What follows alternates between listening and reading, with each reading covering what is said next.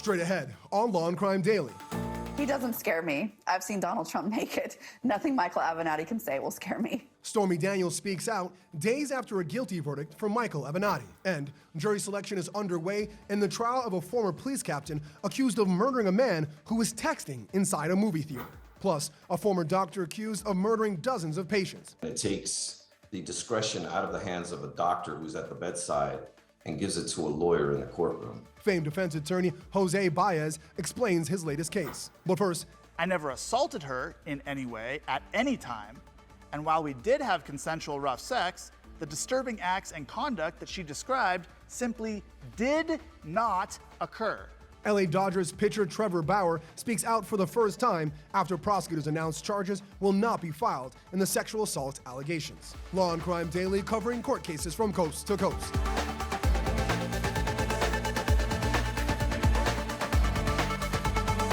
Welcome everyone to Law and Crime Daily. I'm Brian Buckmeyer along with Terry Austin. No charges will be filed against Los Angeles Dodgers pitcher Trevor Bauer after a months-long sexual assault investigation. But while the LA County DA's office won't seek charges, the MLB investigation is still ongoing.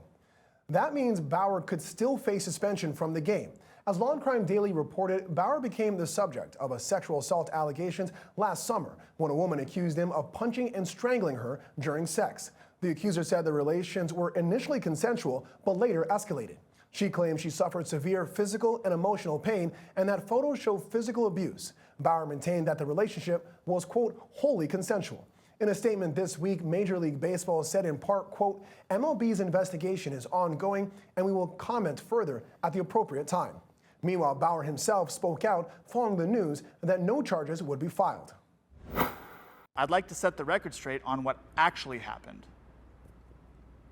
I had consensual sex with this woman on 2 occasions at my residence in Pasadena, during which we engaged in rough sex. This is something that she brought up. We discussed it together, and both agreed to engage in. We established rules and boundaries, and I followed them. On both occasions, she consented beforehand when we established those boundaries. She also repeatedly consented during sex when I asked her multiple times if she was enjoying herself and if she wanted to continue. And in fact, she continued to direct me as to what she wanted in no uncertain terms. When she left, she certainly did not look anything like the photos that were later attached to her family court declaration and circulated by her lawyers to the media. Joining us today is criminal defense attorney Matthew Mangino and Terry Austin. Matthew, with no criminal charges, could Bauer still be sued civilly or end up losing his job at the MLB? Well, he certainly could be. He certainly could be sued civilly. Obviously, we're talking about different burdens of proof here. But the bottom line is, based on that statement that he made, it appears more like he's going to go after her for defamation. He made it clear that the way she looked after this incident was not the way she looked when she left his house, and that he was emphatic that the sex was consensual and they set boundaries, and he continuously asked her for her consent. I wouldn't be surprised if he goes after her for defamation. This guy was the Cy Young Award winner. He had just signed a contract for $102 million. There's a lot of money on the line here, and that might be an incentive. Yeah, Terry, let's kind of look at what Bauer is saying. What's your take on this video? Does it help or hurt any potential future litigation? Listen, I think it's going to help. I'm not usually a fan of these types of statements, but here I don't have any criticisms. First of all, this was a statement, not an interview, so he knew what he was going to say. That was the right move. And essentially, it was 7 minutes. That's a good length, not too long, not too short. And he remained silent until the prosecution said, I'm not bringing charges. That was also the best strategy. And he explained why he remained silent. So viewers don't have to wonder, well, why didn't you say anything? And I think the fact that he was emphatic, like Matt said, he wasn't insulting. He was really strong, but not hurting his case. And he basically said people have a right to bring a claim. It's overwhelming evidence so far based on what we've seen. And I think he did a great job with this statement. All right, sounds like an A+ from the school of Terry Austin when it comes to giving public announcements like that. We'll see how this develops as the MLB still has to give its report in its investigation. Also in California baseball news, the trial begins for a former Oakland Angels employee accused of giving drugs to the late pitcher Tyler Skaggs, who died of an overdose in 2019.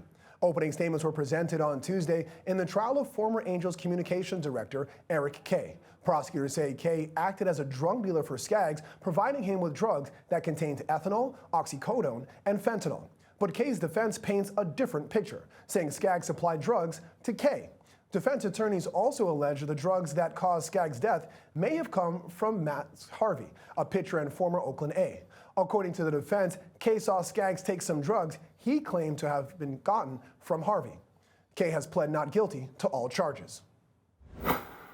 And in Washington, an NFL player is facing involuntary manslaughter charges in the death of his girlfriend. Washington Commanders safety DeShazer Everett was driving with his girlfriend Olivia S. Peters 2 days before Christmas when he drove off the road. Everett hit several trees and rolled over, which sent Peters to the hospital, where she later died. The sheriff's office says Everett was driving at more than twice the posted speed limit at the time of the crash. Everett has played with the Washington Commanders for the entirety of his 7-season NFL career. Still ahead on Law and Crime Daily, how the lawyers are selecting jurors for the case of Curtis Reeves, a one-time police captain turned accused murderer. But first, renowned defense attorney Jose Baez takes on his latest case as a former doctor is accused of murdering nearly 30 patients. What Baez has to say about the case right after the break.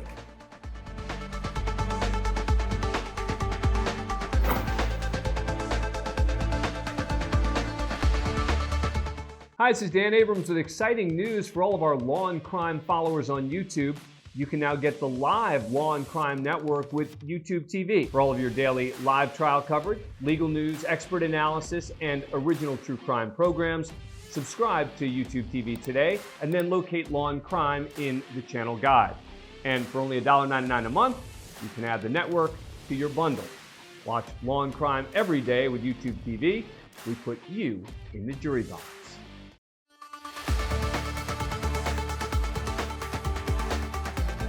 Welcome back. A former Ohio doctor will soon stand trial for the murder of at least 14 patients. On Wednesday, we heard from the defendant's attorney, famed lawyer Jose Baez. Baez represents 46-year-old William Husel, the man who prosecutors say prescribed excessive doses of fentanyl to terminally ill patients in his care. While Husel is only charged with 14 counts of murder, prosecutors say he could have killed as many as 27 patients between May 2015 and November 2018. Husel's wife, Nurse Maria Bard, is also accused of administering lethal doses to patients. In December 2018, Husel was fired from the Columbus, Ohio hospital where he worked after an investigation into patient deaths. He turned himself over to the police in 2019, the same day as an indictment was filed. Husel claims he was easing the pain of his patients in their final moments. Defense attorney Jose Baez, known for representing Casey Anthony and Aaron Hernandez, spoke with Law and Crime Network on Wednesday, detailing what defense attorneys hope for in a future jury. I think what we're looking for mostly are jurors that are going to keep an open mind. He's received tons of bad publicity, and as you know, when you're charged with murder, you can't give your side of the story the second it hits the news. These things are best left for the courtroom, and that's where they're needed to be laid out. And there's never enough room for the facts in the headlines. It takes the discretion out of the hands of a doctor who's at the bedside and gives it to a lawyer in the courtroom. And I think that's what makes this case so dangerous for all physicians and as well as patients and prospective and future patients down the road. There's not a doctor out there that's going to risk their life, much less their livelihood, if they fear that they're going to be retaliated against and charged with murder. Jury selection is already underway in Husel's trial. Opening statements are expected to be presented on February 22nd. Back to discuss fatal fentanyl deaths is criminal defense attorney Matthew Mangino and Terry Austin. Terry, what do you think of the potential defense in this case? Could attorney Baez be just what the doctor ordered? Well, it sounds like attorney Baez is taking my class in when and when not to make statements. He is doing something right, though, Brian. Originally, the doctor was charged with killing 25 people. Now the judge has dismissed 11 of those charges. And it's mostly because those others had less than 1,000 milligrams of fentanyl. So he's arguing on behalf of the doctor that he acted in good faith, that he was just trying to give comfort care. He wasn't trying to kill anyone. These individuals were already terminally ill. So I think he's got some good arguments, and we'll see what happens. I think it'll be interesting to see what's involved as far as his wife is concerned. She may also face charges. Yeah, and Matthew, Attorney Baez kind of focused on the big picture here. How could this case affect doctors and prescription drugs around the country? Do you think we'll see more of these types of cases? Well, depending on how this case turns out, it certainly could be, a precursor to what's coming down the road. I mean, it's difficult enough to prove a medical malpractice case, and that has caused doctors to be extremely cautious. The idea now that a doctor could face criminal charges because of a prescription that he had written, or moving above a certain threshold in case of medication, that's going to have a chilling effect on physicians across the country, just as medical malpractice cases have had a chilling effect on the way physicians practice medicine in this country. Yeah, it'll be interesting to see how this case affects not only Ohio, but the entire country. And of course, Law and Crime Network will have you covered in that updates in this case. Coming up on Law and Crime Daily, Stormy Daniels sits down with Dan Abrams to discuss her former attorney, Michael Avenatti. Plus, our legal experts break down the jury selection process in the Curtis Reeves trial. All that and more after this.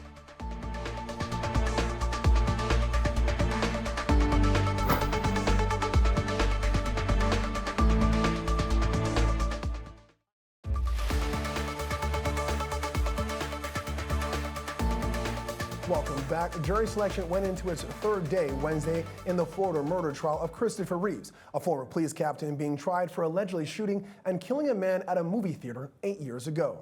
Reeves allegedly shot and killed fellow moviegoer Chad Olson. Olson was reportedly texting on his cell phone during movie trailers.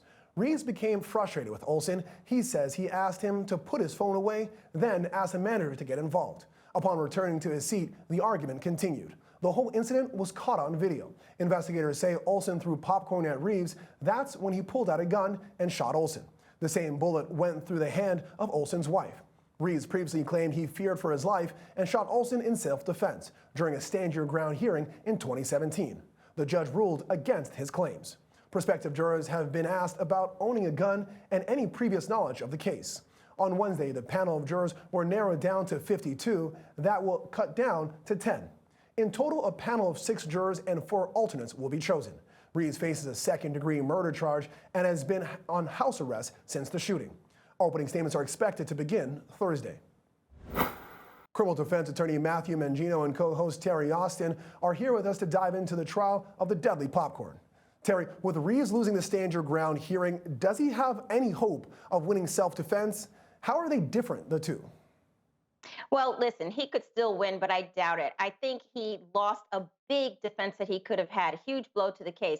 Under Florida law, it's related to each other. There's self-defense, there's the castle doctrine, there's the stand your ground. Under self-defense, you can use that deadly force if you want to prevent, death or great bodily harm.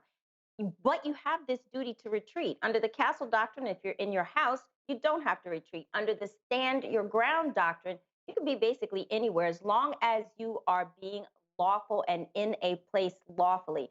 So losing that argument basically puts him back to basically just, self-defense, but he does have a duty to retreat. So it's a big argument that he lost there. Yeah, they say he's got to retreat. I don't know how he wins this. Matthew, looking ahead to opening statements, we kind of know what the prosecutors are going to say, but what do you think the defense will argue? Well, the defense is going to have to argue exactly what was just discussed, that in fact, this was reasonable. He acted with objective reasonableness, which means that he acted like a reasonable person would have acted under the circumstances. So he was confronted by an aggressive person. There's some suggestion that there was a cell phone thrown. He's an older gentleman. He felt that he was in imminent danger of death or serious bodily injury, and he acted appropriately by using lethal force. Yeah. That's what the defense has to convince the jury. Yeah, oftentimes self-defense is subjective and objective. He may have the subjective. I think it's going to be really hard to say objectively he was in reasonable fear of death or serious injury. But of course, we'll see how it plays out on Law and Crime Network. When we come back, hear from Stormy Daniels for the first time since Michael Avenatti's guilty verdict. What Daniels says it was like on the stand when Avenatti grilled her during cross-examination.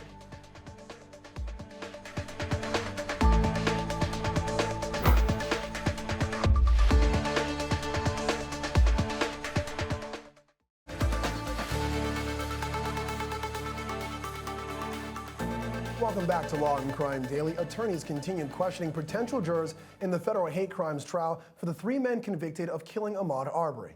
Father and son Gregory and Travis McMichael, along with their former neighbor William Roddy Bryant, were convicted in November of murdering Arbery in February 2020. The McMichaels chased Arbery while armed in a pickup truck after spotting him running in their neighborhood. Bryant recorded Travis shooting Arbery with a shotgun on his cell phone.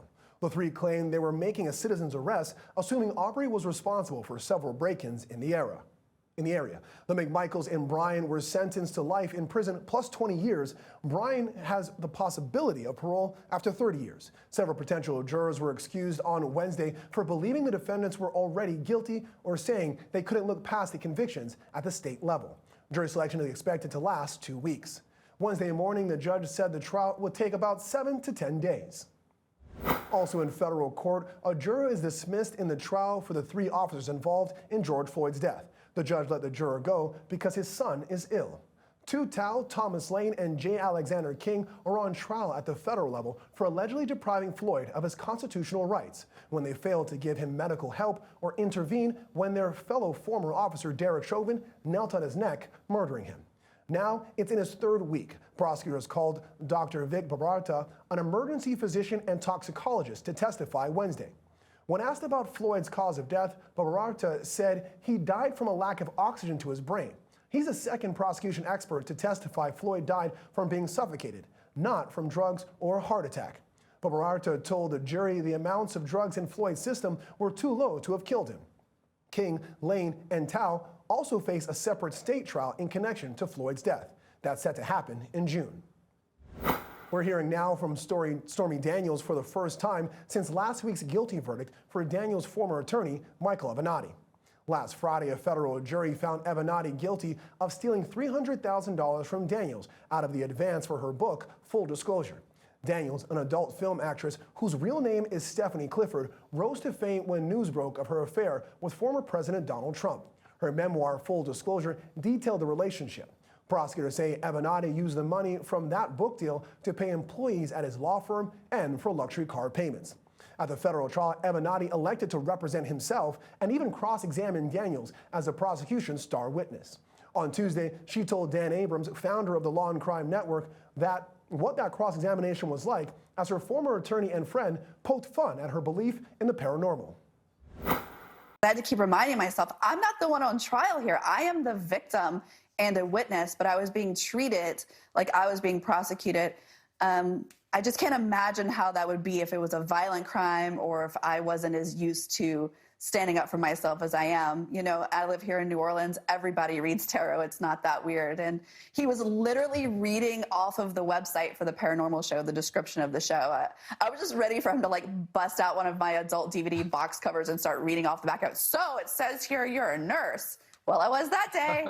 You know, it's just anything to just create drama and confusion. Is it a ridiculous question to ask you who you're angrier at today, Michael Avenatti or Donald Trump?